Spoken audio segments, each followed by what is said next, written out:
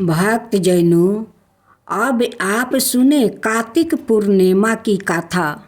पौराणिक कथा के मुताबिक तारकासुर नाम का एक राक्षस था। उसके 3 पुत्र थे, तारकक्ष, कमलकक्ष और बिंदमली। भगवान शिव के बड़े पुत्र कार्तिकेय ने तारकासुर का वध किया। अपने पिता की हत्या की खबर सुनी तीनों पुत्र बहुत दुखी हुए। तीनों ने मिलकर ब्रह्मा जी से वरदान मांगने के लिए घोर तपस्या की। ब्रह्मा जी तीनों की तपस्या से प्रसन्न हुए और बोले कि मांगो, क्या वरदान मांगना चाहते हो। तीनों ने ब्रह्मा जी से अमर होने का वरदान मांगा, लेकिन ब्रह्मा जी ने उन्हें इसके अलावा कोई दूसरा वरदान मांगने को कहा।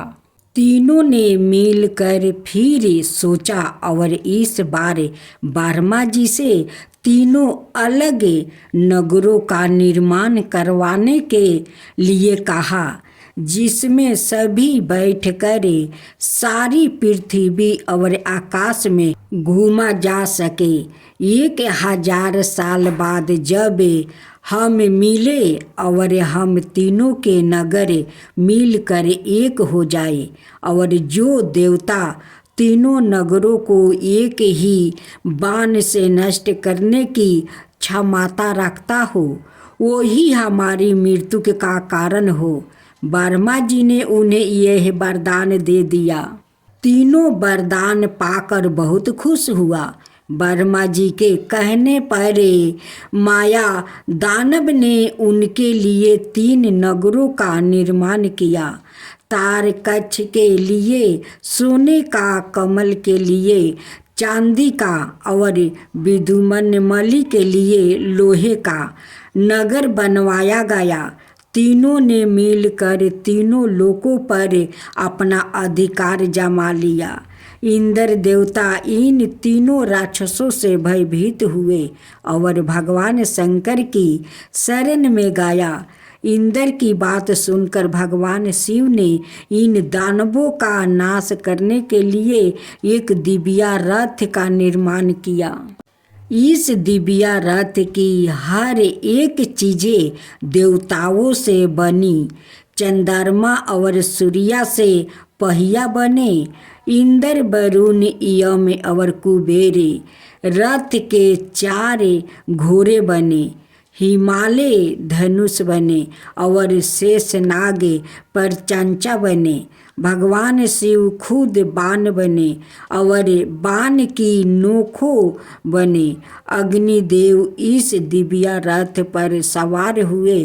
खुद भगवान शिव भगवानों से बने इस रथ और तीनों भाइयों के बीच भयंकर युद्ध हुआ।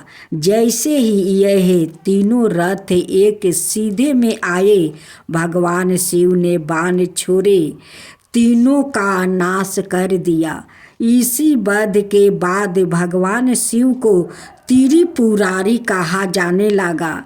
यह वध कार्तिक मास की पूर्णिमा को हुआ, इसलिए इस दिन को त्रिपुरारी पूर्णिमा नाम से भी जाना जाता है। भक्तजनों, आज आप सुनेंगे कार्तिक मास का महत्म्य कथा। सतभावना ने कहा, हे प्रभु, आप तो सभी काल में व्यापक है और सभी काल आपके आगे समान है। फिर यह कार्तिक मास ही सभी मासों में श्रेष्ठ क्यों है? आप सब तीर्थों में एकादशी और सभी मासों में कार्तिक मास को ही अपना प्रिय क्यों कहते हैं? इसका कारण बताइए। भगवान श्री कृष्ण ने कहा, हे भामिनी, तुमने बहुत अच्छा प्रश्न किया है। मैं तुम्हें इसका उत्तर देता हूँ, ध्यान पूर्वक सुनो।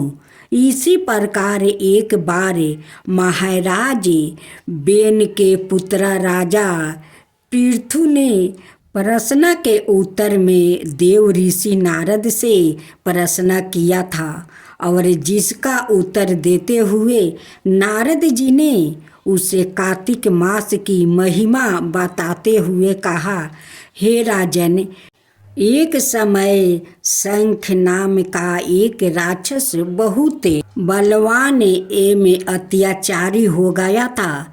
इसके अत्याचारों से तीनों लोकों में तराही तराही मच गई।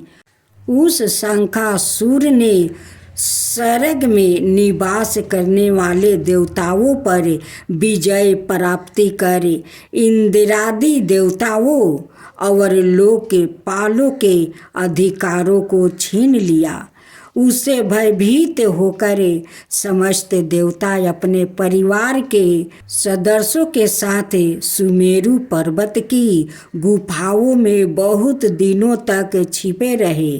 तत्पश्चात वो निश्चित होकर सुमेरु पर्वत की गुफाओं में ही रहने लगे।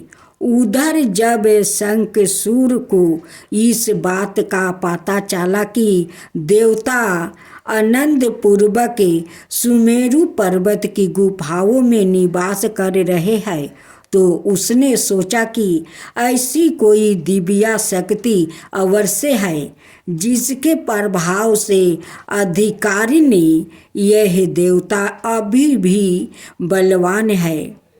सोचते सोचते वो इस निर्णय पर पहुंचा कि वेद मंत्रों के बल के कारण ही देवता बलवान हो रहे हैं।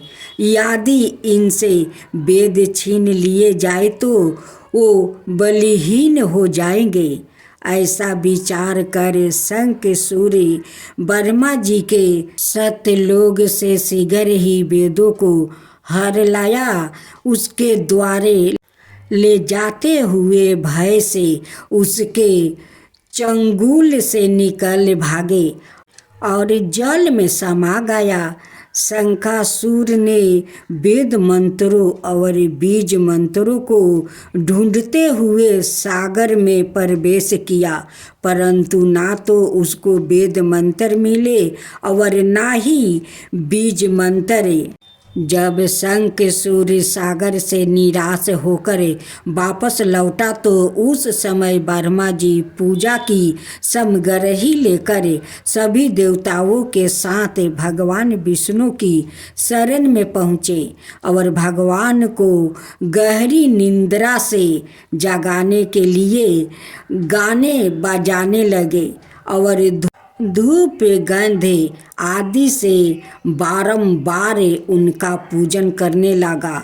धूप दीप नैवेद्य आदि अर्पित किए जाने पर भगवान की निंद्रा टूटी और वो देवताओं सहित ब्रह्मा जी को अपना पूजा करते हुए देखकर बहुत प्रसन्न हुआ और कहने लगे कि मैं आप लोग के इस कीर्तन एवं मंगलचारण से बहुत प्रसन्न हूँ। आप अपना अभिष्ट वरदान मांगिए, मैं अवश्य प्रदान करूँगा। जो मनुष्य आश्विन शुक्ला की एकादशी से देवोत्थान एकादशी तक ब्रह्म मुहूर्त में उठकर मेरी पूजा करेंगे, उन्हें तुम्हारी ही भांति मेरे प्रसन्न होने के कारण सुख की प्राप्ति होगी। आप लोग जो पद अर्धे आचमन और जल आदि समग्रही मेरे लिए लाए हैं, वो अनंत गुणों वाली होकर आपका कल्याण करेगी। शंखसूर द्वारे हरे गए संपूर्ण वेद जल में स्थित है। मैं सागर पुत्रा शंखसूर का वध करके उन वेदों को अभी लाए देता हूँ। आज से मंत्र बीज और वेदों सहित मैं प्रति वर्ष कार्तिक मास में जल में विश्राम किया करूँगा। अब मैं मत्स्य का रूप धारण करके जल में जाता हूँ। तुम सब देवताओं भी मुनीश्वर सहित मेरे साथ जल में आओ। इस कार्तिक मास में जो श्रेष्ठ मनुष्य प्रातः काल स्नान करते हैं वो सब ज्ञान के अनुभूति स्नान द्वारा भली भांति नहा लेते हैं। हे देव इंद्र, कार्तिक मास में व्रत करने वालों को सब प्रकार से धन पुत्र पुत्री आदि देते रहना और उनकी सभी आपत्तियों से रक्षा करना। हे धनपति कुबेर, मेरी आज्ञा के अनुसार तुम उनके धनाय की वृद्धि करना, क्योंकि इस प्रकार का आचरण करने वाला मनुष्य मेरे रूप धारण करके जीवन मुक्त हो जाता है। जो मनुष्य जन्म से लेकर मृत्यु पर्यंत विधि पूर्वक इस उत्तम व्रत को करता है वो आप लोग का भी पूजनीय है। कार्तिक शुक्ल पक्ष की एकादशी तिथि को तुम लोग ने मुझे जगाया है, इसलिए यह तिथि मेरे लिए अत्यंत प्रतिदयानी और मनानी है। हे देवताओं, यह दोनों व्रत नियम पूर्वक करने से मनुष्य मेरा सानिध्य प्राप्ति कर लेते हैं। इन व्रतों को करने से जो फल मिलता है वो अन्य किसी व्रत से नहीं मिलता। अंत प्रत्येक मनुष्य को सुखी और निरोग रहने के लिए कार्तिक महात्म्य और एकादशी की कथा सुनते हुए उपयोग के नियमों का पालन करना चाहिए। अब आप सुने माँ लक्ष्मी की कथा। एक बूढ़ा ब्राह्मण था, वो रोज पीपल को जल से सींचता था। पीपल में से रोज एक लड़की निकलती है और कहती है, पिताजी मैं आपके साथ जाऊंगी। यह सुनते सुनते बूढ़ा दिन पर दिन कमजोर होने लगा। तो ब्राह्मणी ने पूछा कि क्या बात है। ब्राह्मण बोला कि पीपल से एक लड़की निकलती है और कहती है कि वो भी मेरे साथ चलेगी। ब्राह्मणी बोली कि कल ले आना उस लड़की को। जहाँ 6 लड़कियाँ पहले से ही हमारे घर में है, वो 7वीं लड़की और सही। अगले दिन ब्राह्मण उस लड़की को घर ले आया। घर लाने के बाद ब्राह्मण आटा मांगने गया तो उसे पहले दिनों की अपेक्षा आज ज़्यादा आटा मिला। जब ब्राह्मणी वो आटा सानने लगी तो लड़की ने कहा कि लाओ माँ, मैं सान देती हूँ। जब वो आटा सानने बैठी तो परात भर गई। उसके बाद माँ खाना बनाने जाने लगी तो लड़की बोली कि आज रसोई में मैं जाऊंगी। तो ब्राह्मणी बोली कि ना, तेरे हाथ जल जाएंगे।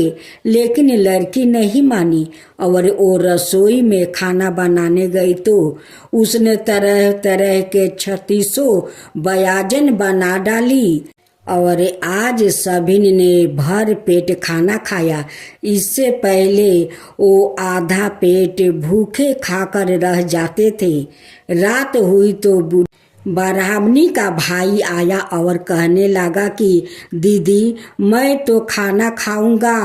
ब्राह्मणी परेशान हो गई कि अब खाना कहाँ से लाऊंगी। लड़की ने पूछा कि माँ क्या बात है। उसने कहा कि तेरा मामा आया है और रोटी खाएगा, लेकिन रोटी तो सबने खा ली है, अब उसके लिए कहाँ से लाऊंगी। लड़की बोली कि मैं बना दूंगी और वो रसोई में गई और मामा के लिए 3600 व्यंजन बना दिया। मामा ने भर पेट खाया और कहा भी कि ऐसा खाना इससे पहले उसने कभी नहीं खाया है। ब्राह्मणी ने कहा कि भाई तेरी पौनी भाजी है, उसी ने बनाया है। शाम हुई तो लड़की बोली कि माँ चौका लगा के दिया जला देना, कोठे में मैं सोऊंगी। ब्राह्मणी बोली कि ना बेटी तू डर जाएगी, लेकिन वो बोली कि ना मैं ना डरूंगी, मैं अंदर कोठे में ही सोऊंगी। चाहे कोठे में ही जाकर वो सो गई। आधी रात को लड़की उठी और चारों ओर आंख फाड़ी तो धन ही धन हो गया।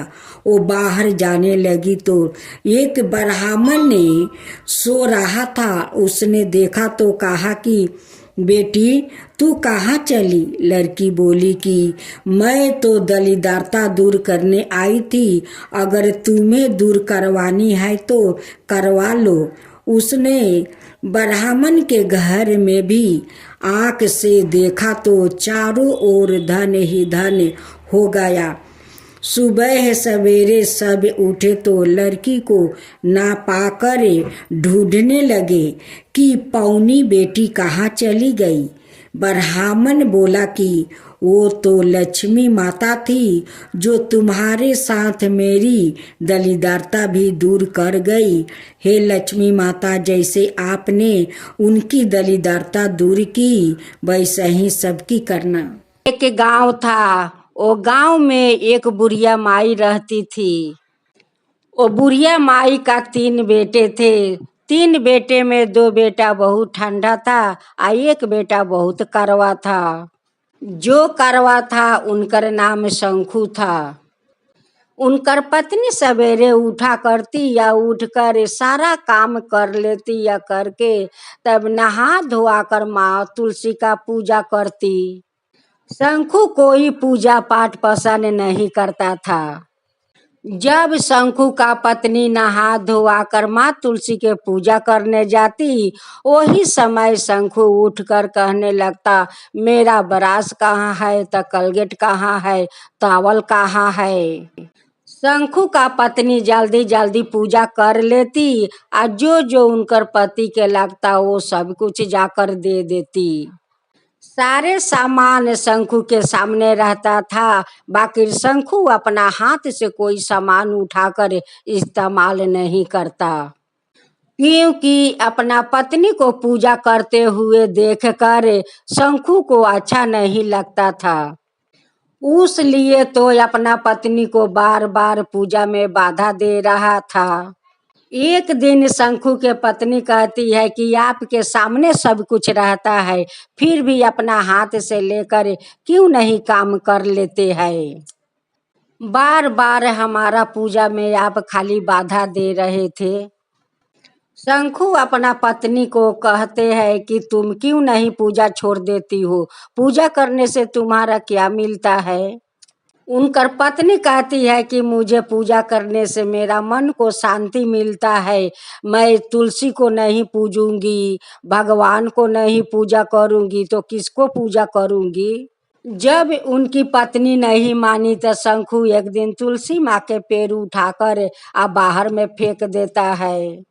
उनकी पत्नी तुलसी के पेड़ उठाकर या मंदिर में लगा देती है।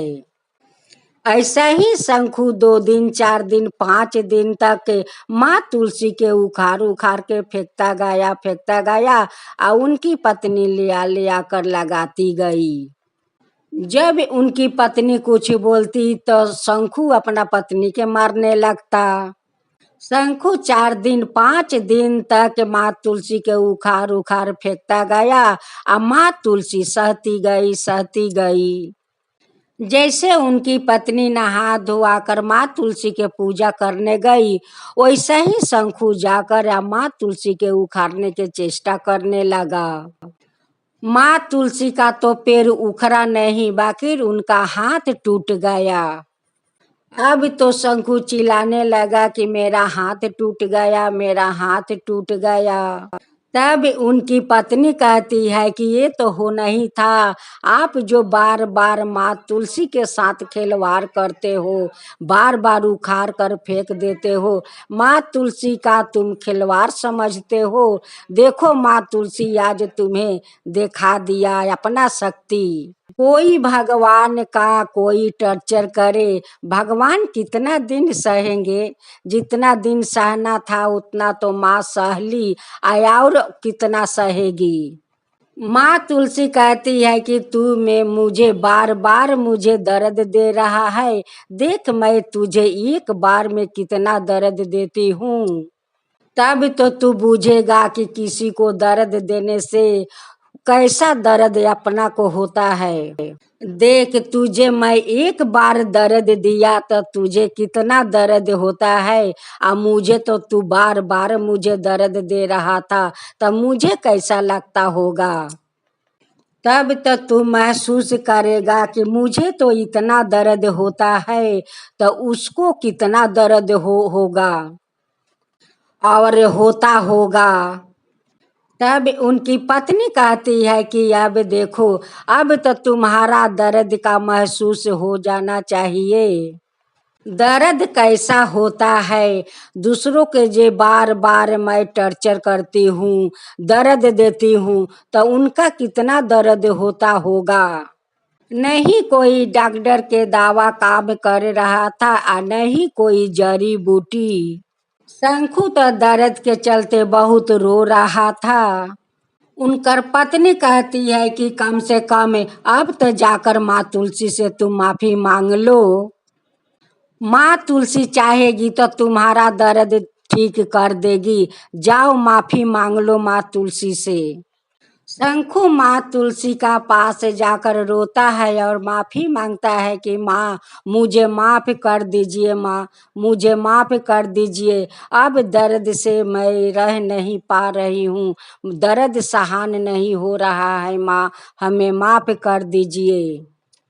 एक दिन माँ तुलसी शंखू के सपने में जाकर कहती है कि अरे मूर्ख, देख देख आज तेरा दर्द होता है तो कैसे तड़पता है, और कैसे मुझसे माफी मांगता है। अभी तेरा दर्द होता है तो तू मुझसे माफी मांगता है, और तब नहीं सोचा कि मुझे कितना दर्द होता होगा, बार बार तू हमें उखाड़ कर बाहर में फेंक देता था। ऐसे ही तो मुझे भी दर्द हो रहा था। शंखू सपने में कहता है कि माँ तुलसी हमें माफ कर दीजिए, अब मैं ऐसा काम कभी नहीं करूँगी, आपको कभी उखाड़ कर नहीं फेंकूंगी, माँ मेरा दर्द हर लीजिए, माँ मेरा दर्द हर लीजिए। जितना तू मुझे दर्द दिया है और मेरा भक्त को दर्द दिया है, मैं ऐसे कैसे तुझे माफ कर दूं, आ दर्द मैं हर लूं। जो तुम पाप किया है वो पाप के कारण तुम्हें तुम्हें दर्द मिला है, उसके लिए तुम्हारा प्रायश्चित करना होगा, पाप तबे तुम्हारा पाप से मुक्ति मिलेगा।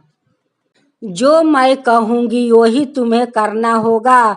जाओ छोटा तुलसी के पेड़ उखाड़ कर लिया वो, आ पेड़ लगा कर उसे सेवा करो, आ सेवा करते करते जेमे पेड़ में बहुत सारा पाता होना चाहिए, बहुत सारा फूल होना चाहिए, तब तुम्हारा दर्द से मुक्ति पाओगे।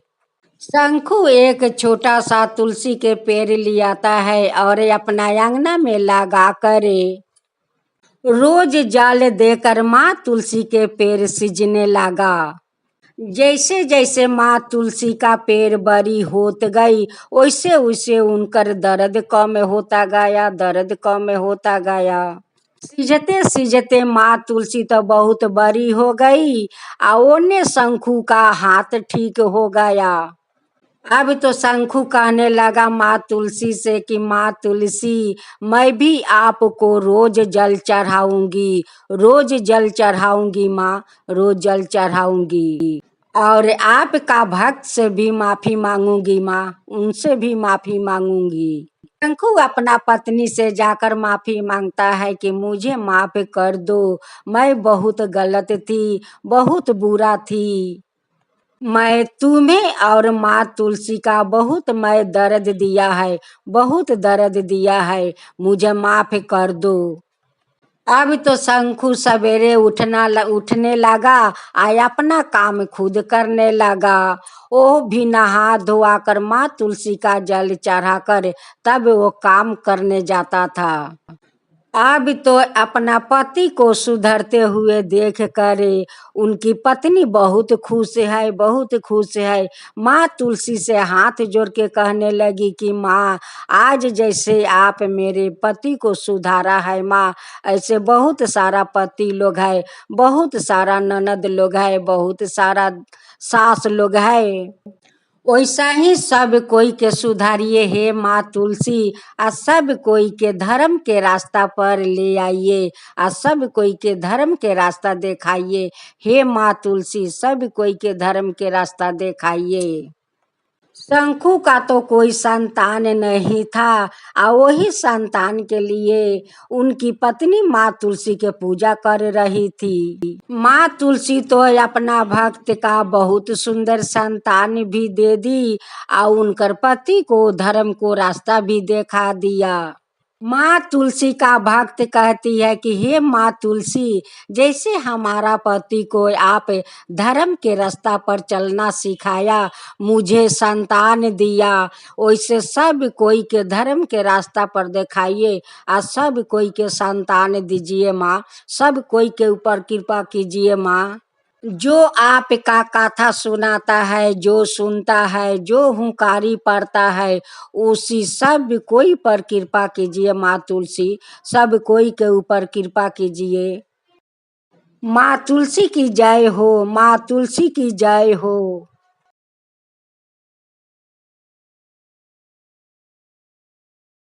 भक्त जनों, आज आप सुने विष्णु भगवान की आरती और उसके साथ में कथा। ओम जय जगदीश हरे, स्वामी जय जगदीश हरे, भक्तों जन के संकट क्षण में दूर करे। ओम जय जगदीश हरे, जो धावे फल पावे, दुख भी नाश मन का, सुख संपत्ति घर आवे, कष्ट मिटे तन का। ओम जय जगदीश हरे। माता पिता तुम मेरे, शरण कहूँ मैं किसकी, तुम बिना और न दूजा, आस करूं किसकी। ओम जय जगदीश हरे, तुम पुराण परिमतिमा, तुम अंतर्यामी, पार ब्रह्म परमेश्वर, तुम सबके स्वामी। ओम जय जगदीश हरे, तुम करुणा के सागर, तुम पालन करता, मैं सेवक तुम स्वामी, कृपा करो भक्तो। ओम जय जगदीश हरे, तुम हो ये काया गोचर, सबके प्राणपति, किसी विधि मिलु दयामा, तुमको मैं कुमति। ओम जय जगदीश हरे, दीन बंधु दुखी हरता, तुम रक्षक मेरे, अपने हाथ उठाओ द्वार पार तेरे। ओम जय जगदीश हरे, विषय विकार मिटाओ, पाप हरो देवा, श्रद्धा भक्ति भक्ति बढ़ाओ संतन की सेवा। ओम जय जगदीश हरे। श्री जगदीश जी की आरती जो कोई नर गावे। कहत शिवानंद स्वामी सुख संपत्ति पावे। ओम जय जगदीश हरे। स्वामी जय जगदीश हरे। स्वामी जय जगदीश हरे। जय जय तुलसी माता, जय जय तुलसी माता, सब जग की सुखदाता वरदाता। जय जय तुलसी माता, जय जय तुलसी माता। सब योग के ऊपर, सब रोग के ऊपर रुझ से रक्षा करके भाव तराता। जय तुलसी माता, रुझ से रक्षा करके भाव तराता। जय तुलसी माता। बाहु पुत्री है सायामा, सुरबली है गारामा। विष्णु प्रिया जो तुम के सेवे, सोनर तर जाता। जय जय जय तुलसी माता, जय जय जय तुलसी माता। हरि कैसी सभी राजते, त्रिभुवन से हो बनती थी। पतिति जनों की तारानी तुम्हें हो भी खाता। जय जय तुलसी माता, जय जय तुलसी माता। लेकर जन्म विजन में आई दिव्या भवन में। मानव लोगी तुम्हीं से सुख संपत्ति पाता। मानव लोग तुम्हीं से सुख संपत्ति पाता।